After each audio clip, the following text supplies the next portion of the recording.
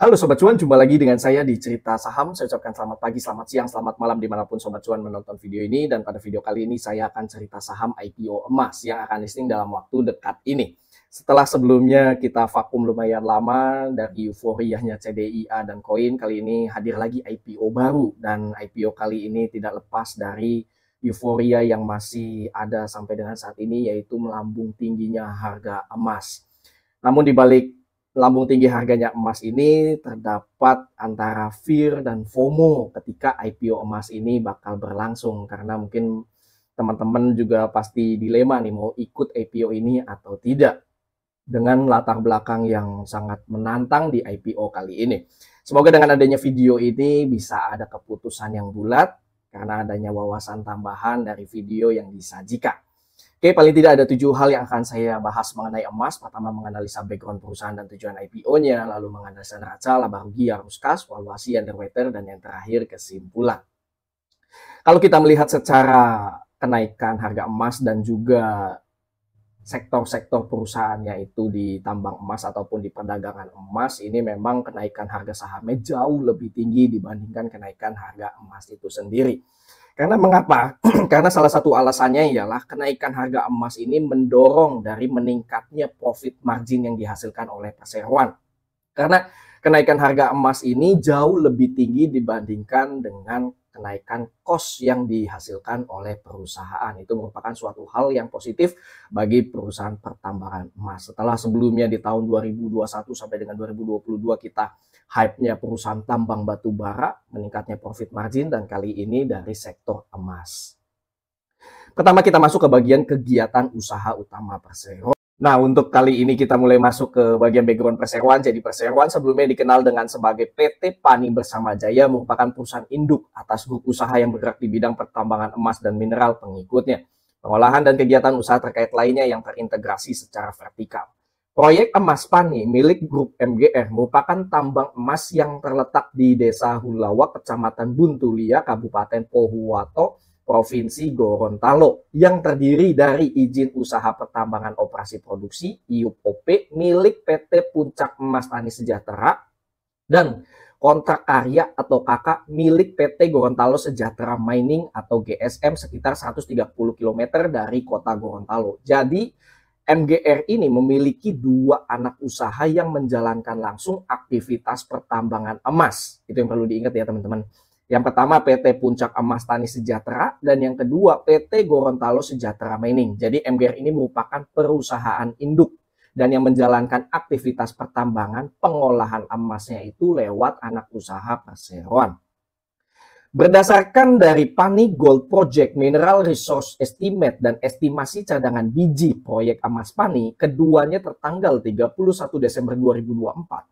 Proyek emas Pani diperkirakan memiliki sumber daya mineral sebanyak 292 juta ton biji yang mengandung 7 juta ons emas pada kadar 0,75 gram per ton dengan cadangan biji sebesar 77,5 juta ton biji yang mengandung 1,9 juta ton ons emas pada kadar 0,78 gram per ton dengan umur tambang diperkirakan hingga tahun 2041 dan masih bisa berkelanjutan seiring dengan eksplorasi tambang lainnya ataupun akuisisi tambang lainnya. Jadi paling tidak yang terpenting ialah perseroan ini memiliki estimasi cadangan emas mencapai 8,9 juta ton ons. Harga emas saat ini 3.650 US dollar per ons. Teman-teman bisa kalikan saja 8,9 juta ton ons dikalikan 3.650 dengan harga saat ini. Kira-kira berapa cadangan estimasi emas yang dihasilkan? Dan kalau di hitungan kasar itu di atas 100 triliun rupiah. Proyek Emas Pani akan menjadi tambang yang dapat dioperasikan selama multi dekade dengan kapasitas pemrosesan dapat mencapai 19 juta ton per tahun. Produksi emas pada puncaknya itu di tahun 2033 diperkirakan akan mencapai 500.000 ons per tahun, yang memposisikan proyek Emas Pani sebagai salah satu tambang emas terbesar di Indonesia dan wilayah Asia Pasifik. Untuk memaksimalkan arus kas jangka pendek, proyek Amas Pani awalnya akan mengoperasikan fasilitas pengolahan biji dengan metode heap leach berkapasitas 7 juta ton per tahun dan dapat memproduksi maksimal sekitar 145.000 ons emas per tahun.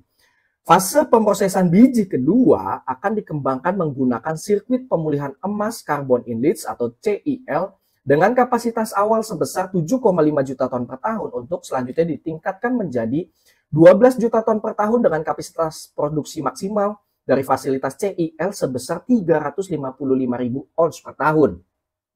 Jadi perseroan ini masih membangun dua fase yang sangat penting dan strategis. Fase pertama yaitu fase heap leach, itu dapat mengolah dan menghasilkan sampai dengan 145.000 ons emas per tahun. Lalu fase kedua yaitu fase CIL, itu akan dikembangkan dan mampu memproduksi sampai dengan 355.000 ons per tahun. Sehingga pada tahun 2033 emas ini mampu menghasilkan mencapai 500.000 ons per tahun. Kalau teman-teman proyeksikan di tahun 2033 itu paling tidak emas, kalau saya dapat analisanya dari ChatGPT, di tahun 2033 saya ambil dari analisa konservatifnya yaitu di 5.000 US dollar harga emasnya, paling tidak dengan mampu menghasilkan 500.000 ons per tahun dari emas ini bisa mendapatkan pendapatan sampai dengan 50 sampai 60 triliun rupiah per tahun gitu ya. Dengan margin profit paling tidak saya ambil dengan beberapa kompetitor lainnya itu di atas 18%, saya ambil konservatifnya 12%, paling tidak perseroan ini bisa menghasilkan laba bersih sampai 7,5 triliun rupiah. Tapi semua itu belum dijalankan secara kegiatan operasional, secara komersial, karena masih dalam menyelesaikan pembangunan fasilitas pengolahan dengan metode heap leach. Jadi benar-benar sampai dengan saat ini yang dilakukan oleh perseroan itu masih membangun proyek pertambangannya, belum melakukan secara komersial pertambangan emas itu sendiri karena memang belum jadi seperti itu. Dan ini ringkasan mengenai perusahaan anak perseroan. Jadi paling tidak yang benar-benar signifikan itu ada 4. Yang pertama, PBT, ini industri pengolahan dan pembuatan logam setelah hasil tambang yang dilakukan oleh PETS dan juga GSM. Jadi progres pembangunan tersebut telah mencapai 67% per 30 Juni 2025 dengan jadwal penyelesaian mekanikal diproyeksikan pada November 2025 dan tahap komisioning pada Desember 2025. Jadi paling tidak segmen operasi yang dihasilkan oleh perseroan ada 3. Yang pertama jasa penunjang penambangan, lalu yang kedua pertambangan, lalu yang ketiga yaitu pengolahan. Tapi sampai dengan saat ini pendapatan perseroan itu masih 0. Tidak ada sama sekali uang yang masuk ke kas perseroan. Dan sebelumnya memang ada pendapatan yang dihasilkan oleh perseroan, yaitu lewat dari penyewaan alat berat milik MMI kepada PETS, perusahaan anak perseroan, dan atau Bumi Suksesindo atau BSI. Tapi semenjak 31 Maret 2025 ini sudah tidak ada lagi pendapatan yang dihasilkan. Kenapa? Karena adanya akuisisi saham tambang di PETS pada bulan Juni 2024 yang meningkatkan kepemilikan efektif di PTS dari tadinya 48,9% jadi 99%. Oleh karenanya, adanya eliminasi secara penuh dalam laporan keuangan konsolidasi perseroan. Karena tidak adanya pendapatan per Maret 2025, maka dari itu per Maret 2025 perseroan ini membukukan kerugian mencapai 9,7 juta US dollar. Dan kalau kita setahunkan, tentunya ini kerugiannya jauh lebih besar dibandingkan dengan kerugian tahun sebelumnya. Karena tidak adanya pendapatan yang diperoleh dari aktivitas pertambangan emas, belum ada hasil produksinya, maka dari itu dari tahun ke tahun ini selalu membukukan kerugian makin besar. Dan hal ini tercermin dari aktivitas operasional perseroan di mana tidak ada lagi penerimaan dari pelanggan, benar-benar nol. Namun cost yang dihasilkan perseroan itu ada, maka dari itu dari aktivitas operasionalnya ini selalu minus dari tahun ke tahun. Jadi sama sekali tidak ada keuntungan dari aktivitas operasional ya karena belum ada tambang yang dihasilkan, jadi belum produksi emasnya. Tapi dari aktivitas investasi ini masih terus berjalan, artinya proses pembangunan proyek skala besar pertambangan ini benar-benar masih dilakukan dan membutuhkan modal yang sangat besar. Karena tidak didukung dari aktivitas operasional, mau nggak mau perusahaan ini harus mendapatkan pendanaan yang besar juga dari luar. Dan hal ini tercermin dari aktivitas pendanaan yang nilainya selalu jumbo. Jadi ada uang masuknya itu bukan dari aktivitas operasional untuk menutupi aktivitas investasi, tapi dapatnya dari aktivitas pendanaan.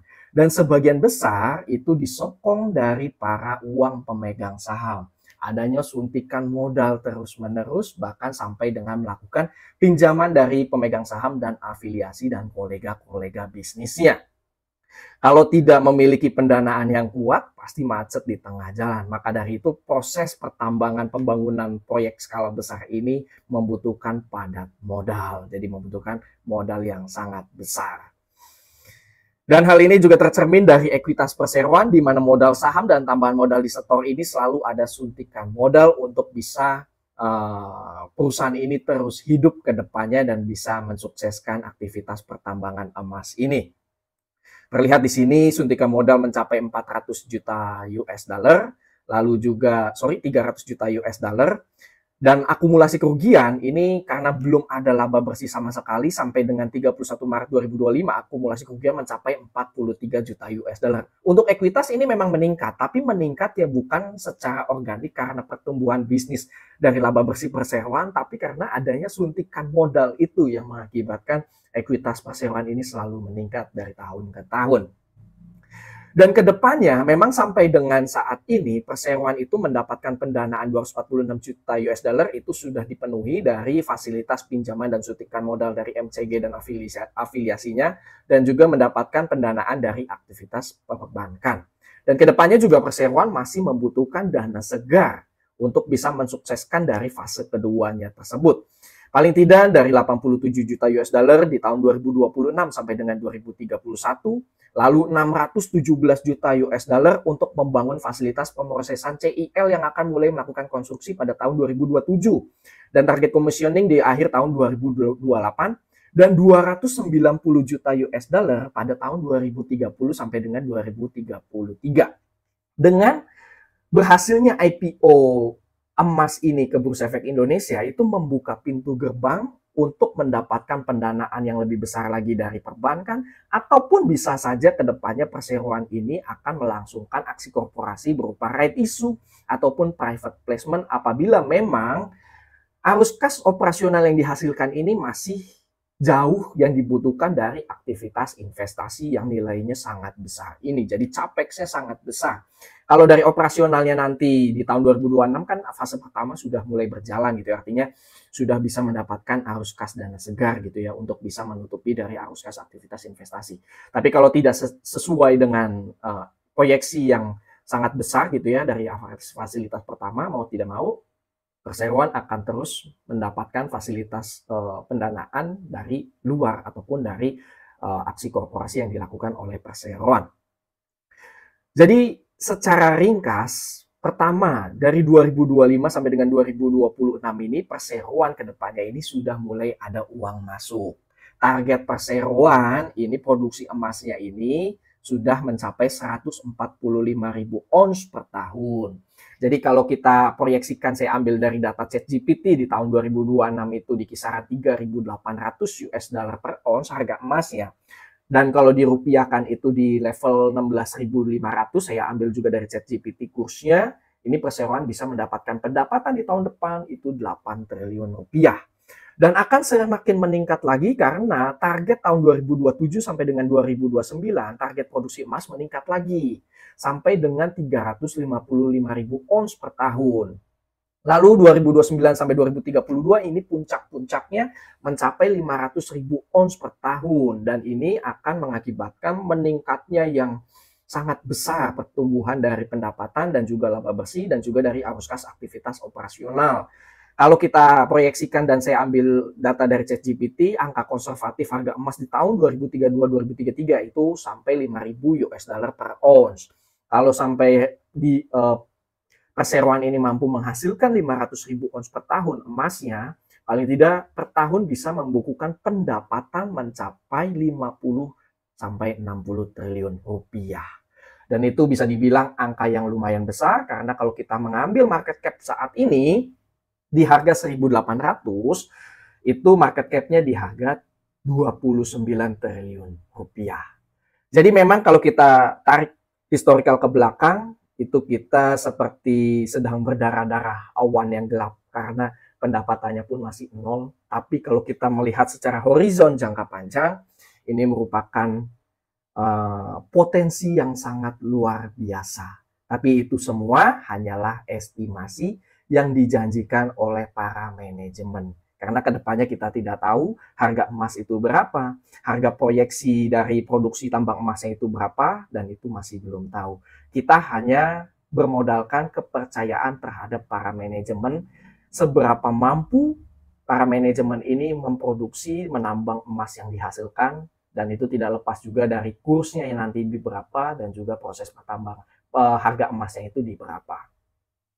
Dan ini jadi paling tidak ada dua metode skema dalam proses pertambangan emas. Yang pertama heap leach dan yang kedua yaitu CIL, CIL. Dan per tahun 2032 dan 2033 paling tidak bisa mencapai 500.000 ons per tahun. Strategi yang dijalankan yang seperti sebelumnya sudah saya singgung juga, menyelesaikan konstruksi fasilitas pengolahan dengan metode heap leach agar dapat memulai operasi komersial pada kuartal pertama tahun 2026 dan menghasilkan arus kas positif di tahun depan. Dalam jangka pendek dan menengah, fasilitas pengolahan heap leach dengan kapasitas 7 juta ton per tahun diproyeksikan akan menghasilkan 1,1 juta ons emas selama tahun 2026 sampai 2035. Melakukan ekspansi dengan mengembangkan fasilitas pengolahan dengan metode CIL berkapasitas 12 juta ton per tahun sebagai bagian dari strategi pengembangan lanjutan, beserta fasilitas-fasilitas pendukungnya. Ekspansi ini akan meningkatkan total kapasitas fasilitas pengolahan biji menjadi 19 juta ton guna mendukung pencapaian target puncak produksi gabungan hingga sekitar 500.000 ons per tahun. Lalu keunggulan kompetitifnya ialah, satu, proyek emas Pani akan menjadi proyek berskala besar dan berbiaya rendah di Asia Pasifik.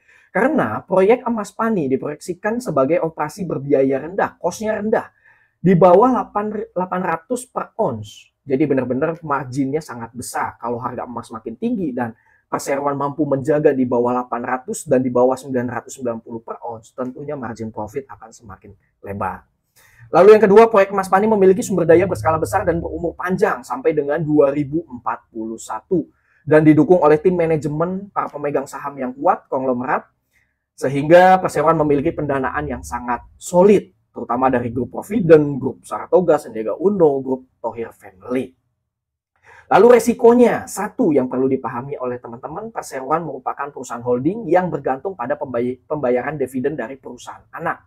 Lalu yang kedua, cadangan biji dan sumber daya mineral untuk proyek emas Pani merupakan suatu perkiraan atau estimasi, bukan hasil yang pasti. Jadi hasil 500.000 ons per tahun di tahun 2032 dan 2033 puncaknya itu baru estimasi. Bisa lebih dari itu dan bisa kurang dari itu. Banyak faktor yang dihasilkan, perjalanan sangat panjang, tantangan itu masih banyak yang dilalui oleh perseroan. Jadi kalau teman-teman hanya ingin membeli perusahaan yang sudah matang, tentu bukan ini pilihannya. Karena saat ini perseroan lagi berdarah-darahnya dan bisa dibilang ya kalau kita membeli perusahaan ini merupakan membeli horizon jangka panjang, bukan saat ini, karena saat ini masih rugi besar-besaran. Jadi kalau teman-teman percaya dengan manajemennya, percaya dengan pemegang sahamnya, percaya dengan adanya keberlangsungan harga emas yang makin tinggi ke depannya karena margin profitnya makin gede, ya teman-teman bisa koleksi gitu ya. Tapi kalau teman-teman nggak berani, ya teman-teman mending skip. Kalau beli jangan ragu, kalau ragu jangan beli. Untuk persaingannya yaitu ada Aman Mineral yang sudah listing, ada Freeport dan ada Agincorp, dan ini adalah rekam jejak perseroan. Sampai dengan saat ini perseroan tidak memiliki karyawan dan semuanya disokong dari anak usaha perseroan. Ada total karyawan ada 253 karyawan. Next kita masuk ke rencana IPO emas. Jumlah saham yang ditawarkan ada 1,6 miliar lembar saham. Ini jumlah saham yang sangat besar, ada berarti 16 juta lot. Tidak ada waran tentunya, persentase publik megang 10%, harga pemegang saham lama megang di harga 150, Gapnya sangat jauh dengan kita para retail yang beli di IPO di harga 1.800 dan 3.020. Harga arahnya apabila naik 25%, arahnya di 2.250, dan apabila di 3.020, arahnya di 3.770. ARB-nya minus 15%, masih asimetris dari bursa efek aturannya. Apabila di 1.800, maka ARB di 1.530, dan apabila di 3.020, ARB di harga 2.570. Perolehan dana IPO saham 2,9 triliun sampai dengan 4,8 triliun rupiah, sangat besar. Padahal ekuitas perseroan ini 4,3 triliun rupiah. Teman-teman kalau pinjam ke bank senilai 4,8 triliun padahal ekuitas 4,3 triliun itu pasti ditolak. Cuma di pasar modal yang teman-teman bisa dapatkan value raise fund lebih besar dibandingkan dengan ekuitas perseroan. Masa book building sudah selesai, masa offering rencananya 17 September sampai dengan 19 September, dan listing direncanakan pada tanggal 23 September, dan perseroan akan masuk papan utama. Underwriter-nya ada Trimega, ada 7 sekuritas sampai dengan saat ini, nggak tahu ke depannya. Tapi berhubung di sini karena keterbatasan layar, jadi saya hanya menampilkan 4 yang paling tidak dominan, yaitu Trimega, UOB, Sinarmas, dan Indo Premier Sekuritas. Lalu rencana penggunaan dana hasil IPO ini 328 miliar akan digunakan untuk suntikan modal kepada PBT yang selanjutnya untuk membiayai kebutuhan modal kerja. Lalu 328 miliar ini digunakan perseroan untuk melakukan pemberian pinjaman ke entitas anak yaitu PETS yang akan digunakan oleh PETS juga untuk modal kerja. Lalu sisanya sebagian besar hampir 90% ini akan digunakan untuk membayar utang ke pemegang saham. Karena sebelumnya kan yang seperti yang sudah saya singgung, jadi aktivitas pertambangan, pembangunan pertambangan ini membutuhkan modal yang besar, padat modal. Jadi benar-benar kucuran dananya ini masih bergantung dari para pemegang saham. Dan paling tidak perjanjian utang piutang ini sampai dengan 4,2 triliun. Maka dari itu dengan adanya IPO ini bisa menutupi utang yang sudah dikasih oleh MCG kepada MGR. Gitu. Kalau kita lihat secara laporan neracanya, memang di sini ada pinjaman yang lumayan besar dari pihak berelasi mencapai 173 juta US dollar. Dan kalau memang ini digunakan untuk pembayaran utang, positifnya ialah liabilitasnya ini bisa dibilang nyaris hampir kecil, sangat kecil sekali dibandingkan dengan total aset perseroan. Dan ini jadi angin segar karena di mana dalam laporan laba rugi juga beban terbesar itu beban keuangan, bunganya sangat besar. Sehingga dengan dihapusnya adanya pinjaman karena ada pembayaran utang dari IPO ini, tentu itu ada angin segar ke perseroan. Itu positifnya. Cuma memang dalam kasus IPO, apabila penggunaan dana IPO untuk membayar utang, jadi kita inilah yang menyelesaikan utang mereka, ya tentunya itu tanda kutip gitu ya. Itu bukan untuk ekspansi, tapi untuk membayar utang. Jadi sebenarnya IPO kali ini lebih ke aksi penyelamatan utang dibandingkan dengan aksi ekspansi tambang perseroan. Karena memang dari sisa dana ini juga sekitar 650 miliar rupiah ini sebagian besar malah untuk modal kerja, bukan untuk belanja modal, seperti itu. Dan ini susunan pemegang saham perseroan memang ada beberapa nama-nama besar di balik IPO emas ini. Dan masyarakat memegang 10%, ada lock-up periodnya juga, dan berikut ini adalah profil dari Dewan Komisaris, dan berikut ini adalah profil dari Dewan Direksi. Next, saya masuk ke bagian neraca perseroan.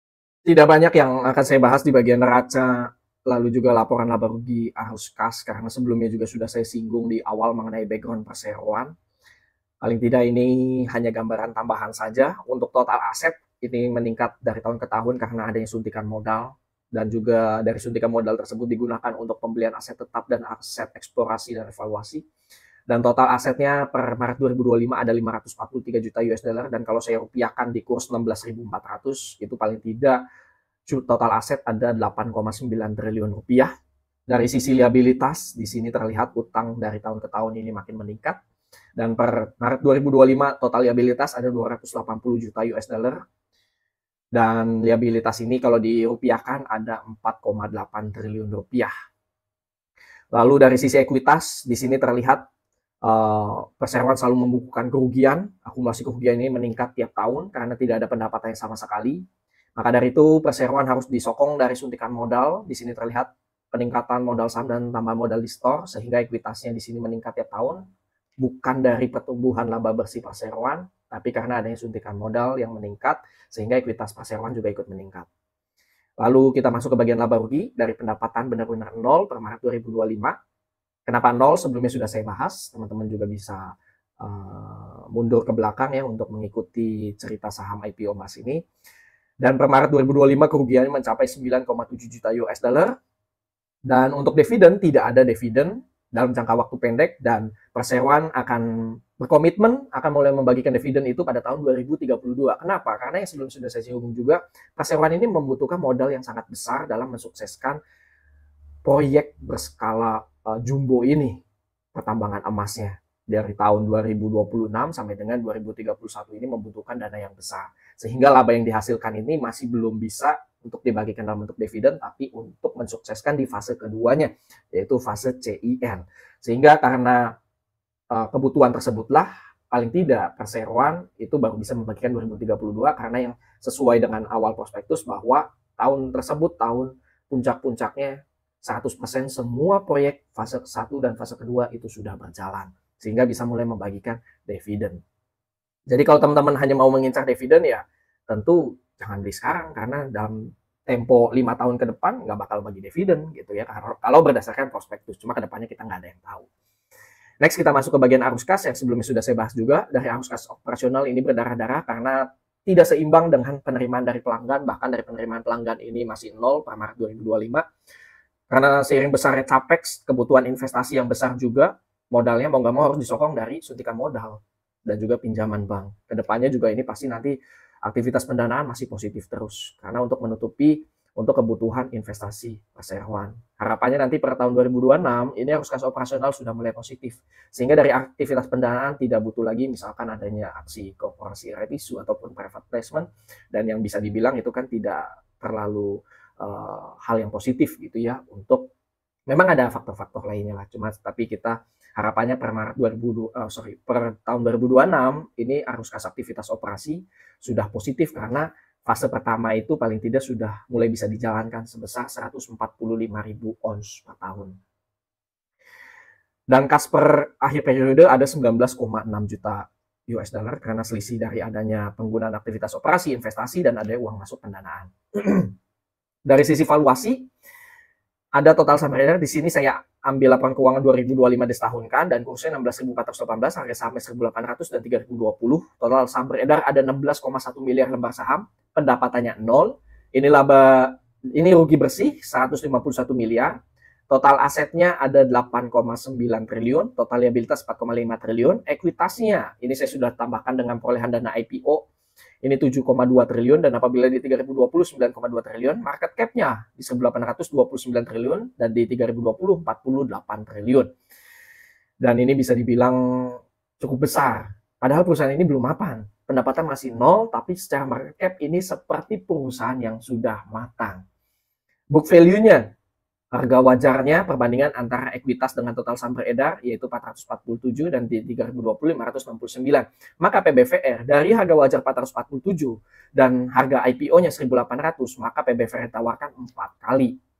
Apabila di 3020 5,3 kali. EPS dan PER ini sebenarnya tidak ideal dan tidak relevan gitu ya, karena perseroan ini pendapatannya 0, jadi saya skip saja. Untuk ROE-nya ini saya skip, NPM saya skip, dan DER-nya ini melihat rasio utang perbandingan antara liabilitas dengan ekuitas. Dari liabilitas 4,5 triliun, ekuitasnya 7,2 triliun, maka DER-nya 63,5%, dan apabila di 3020, maka DER-nya 49%. Lalu saya coba melihat, memproyeksikan di tahun 2026 dengan kursnya masih sama di 16.418, tapi pendapatannya ini perseroan sudah mulai dapat hasil gitu ya dari pertambangannya yang sesuai dijanjikan oleh tim manajemen yang ada di prospektus, bahwa perseroan kan akan mulai bisa menambang dan menghasilkan emas paling tidak di tahun depan 145.000 ons per tahun. Dan kalau saya lihat berdasarkan hasil ChatGPT di tahun depan itu bisa mencapai 3.800 US dollar per ons harga emasnya, dan dirupiahkan 16.400, maka perseroan sudah mulai mendapatkan pendapatan 9 triliun rupiah. Dan saya ambil laba bersih di tahun 2026 ini, kalau kita lihat secara kompetitornya itu bisa di atas 15%, tapi saya ambil secara konservatif 12%, dari pendapatan 9 triliun, paling tidak laba bersih perseroan ini 1 triliun rupiah. Dengan market cap kita beli sekarang ini di harga 1.829 triliun, laba bersih 1 triliun, menurut teman-teman mahal atau murah? Gitu ya, itu jadi kesimpulan awal di fase pertama nanti sudah mulai berjalan. Itu jadi penilaian, kalau menurut saya sih masih mahal gitu, karena EPS-nya itu nanti mulai tercermin sebesar 67 dan PR-nya mulai sudah terlihat. Dari harga 1.800, EPS 67, maka PER yang kita beli itu paling tidak senilai 26,8 kali. Dan apabila di 3.020 harganya nanti senilai 45 kali. ROE-nya sudah mulai terlihat, 15%, dan ini cukup besar ROE-nya. Karena dari ekuitas 7,2 triliun, mampu menghasilkan mampu menghasilkan laba bersih 1 triliun. Tapi seiring dengan naiknya laba bersih, mendapatkan kas, paling tidak nanti ekuitas perseroan juga pasti akan meningkat gitu. Net profit margin ini saya ambil sebelumnya konservatif di level 12%. Lalu saya mulai mencoba ke depan lagi horizon jangka panjang di tahun 2032 di mana perseroan akan berkomitmen bisa menghasilkan emas yang ditambang mencapai 500.000 ons per tahun. Saya ambil kursnya 18.000 melihat hasil konservatif dari ChatGPT analisanya.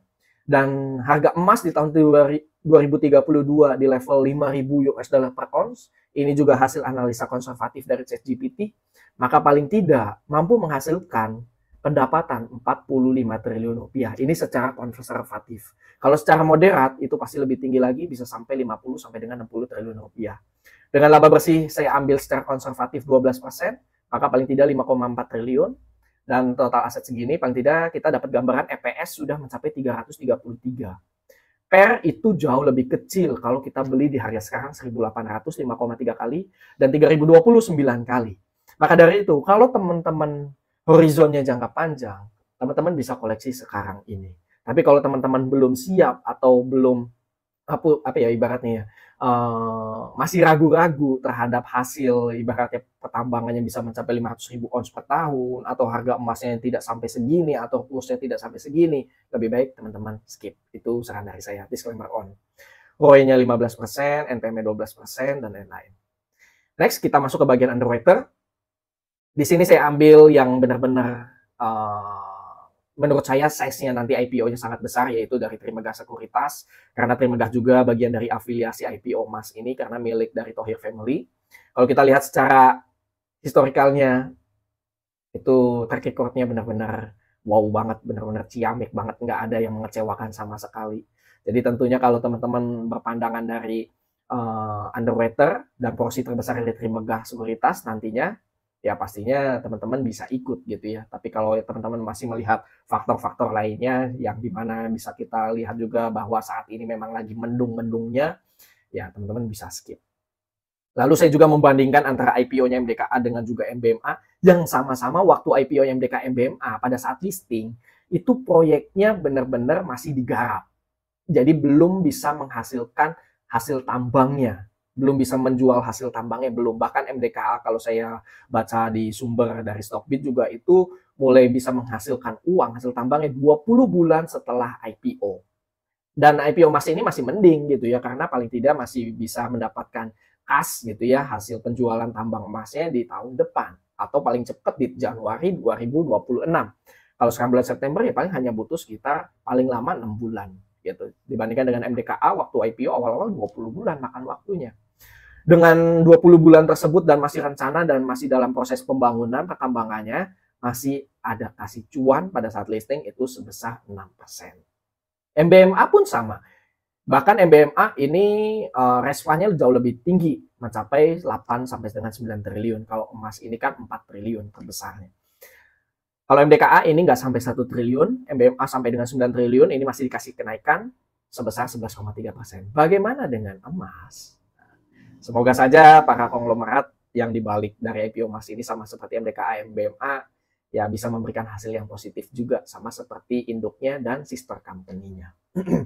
Kalau kita bandingkan secara valuasi antara kompetitornya, memang secara pendapatan di tahun 2033 ini emas jauh lebih besar. Makanya bisa dibilang emas ini merupakan kalau benar 500.000 ons per tahun yang bisa dihasilkan diproduksi gitu ya, terbesar se-Indonesia dan se-Asia Pasifik. Karena kompetitornya tidak ada yang bisa meraih pendapatan sampai sejauh itu, sampai dengan 50 atau 60 triliun rupiah. Teman-teman bisa lihat data-datanya di laporan keuangan mereka. Kalau untuk saat ini PER memang tidak relevan karena perseroan belum memperoleh dari pendapatan. Lalu dari secara PBVR ini bisa dibilang ya masih kalau secara IPO ya masih mahal lah ya gitu dibandingkan dengan kompetitor lainnya. Aman ini 7,3 kali, bahkan MDKA pun ini 4,1 kali, tapi emas ini 4 kali. Tapi nanti kan kedepannya ada penggunaan dana IPO 4 triliun untuk menutupi liabilitasnya, sehingga paling tidak PBVR-nya ini bisa terjaga gitu ya. Apalagi nanti perseroan sudah memperoleh laba bersih dan itu akan mendongkrak dari ekuitas perseroan. Selama beban dan biaya keuangan ataupun beban biaya dan lain-lainnya itu bisa dijaga. Cost-nya itu benar-benar dijaga dan bisa disesuai komitmen di bawah 900 US dollar per ounce. Market cap-nya ini baru awal aja 29 triliun padahal belum memperoleh pendapatan sama sekali, sedangkan pertambangan lainnya RT aja yang sudah memperoleh laba itu 24 triliun. Jadi teman-teman bisa menilai sendiri. Dan masih ada paling tidak harapan gitu ya ke depannya karena BRMS itu market cap-nya 72 triliun. Terakhir yaitu kesimpulan, saya itu sudah tidak lagi menjabarkan satu persatu karena menurut saya penjelasan dari awal sampai dengan detik ini itu sudah gambaran atau kesimpulan dari satu rim prospektus yang diberikan kepada investor. Kalau menurut saya kalau memang benar-benar terlaksana gitu ya, benar-benar sesuai yang dijanjikan, sesuai sama komitmennya, para manajemennya, pastinya ini perusahaan yang sangat besar. Walaupun secara historikal perseroan ini selalu negatif, di mana benar-benar seperti gelap gitu ya, awan mendung, tapi di balik itu semua menyimpan potensi yang luar biasa ke depannya. Sebagai perusahaan emas terbesar di Indonesia dan Asia Pasifik, kalau memang perusahaan benar-benar menjaga komitmennya, mampu menghasilkan sampai dengan 500.000 ons per tahun, lalu juga mampu menjaga cost-nya di bawah 990 US dollar ons gitu, ons per US dollar, lalu juga mampu menekan beban keuangan. Saya rasa ini merupakan wonderful company di horizon jangka panjang. Jadi kalau teman-teman percaya pada manajemennya, tidak ragu-ragu dari ibaratnya historical sister company MBMA dan juga MDKA yang memang sesuai komitmennya gitu ya, dan tidak ragu terhadap harga emas yang kedepannya semakin tinggi, ya teman-teman silakan bisa ikut IPO ini. Tapi kalau teman-teman hanya melihat jangka pendeknya, melihat historicalnya, tentu perusahaan ini bukan perusahaan yang mapan untuk teman-teman beli karena masih banyak perusahaan tambang emas yang mapan lainnya atau perusahaan emas dalam sektor perdagangan atau toko emas kayak HRTA atau Antam yang mungkin bisa dibilang jauh lebih layak saat ini gitu ya untuk dibeli dibandingkan dengan IPO-nya. Tapi kalau kita horizon jangka panjang tentu ini bisa jadi bahan pertimbangan dan hal yang menarik di masa depan. Jadi itu sebagai tambahan wawasan dari saya, semoga paling tidak ada insight baru teman-teman bisa mengambil keputusan untuk membeli IPO ini atau tidak. Kalau saya secara pribadi, saya ikut IPO kali ini tapi tidak maksimal, tidak powerful, sepowerful kayak pembelian CDIA dan juga koin gitu ya. Tapi paling tidak kalau teman-teman mau beli IPO ini tentunya teman-teman ikut membantu mensukseskan proyek dari karya anak bangsa ini bisa berjalan gitu ya. Sebagai aksi penyelamatan utang juga gitu ya.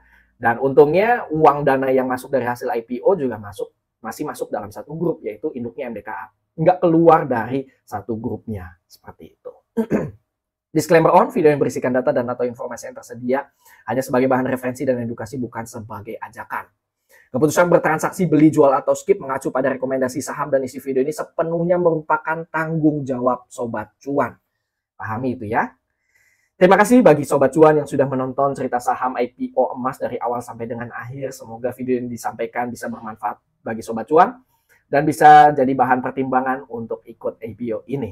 Sampai jumpa pada cerita saham selanjutnya. Happy trading, happy investing, happy IPO. See you semua. Bye-bye.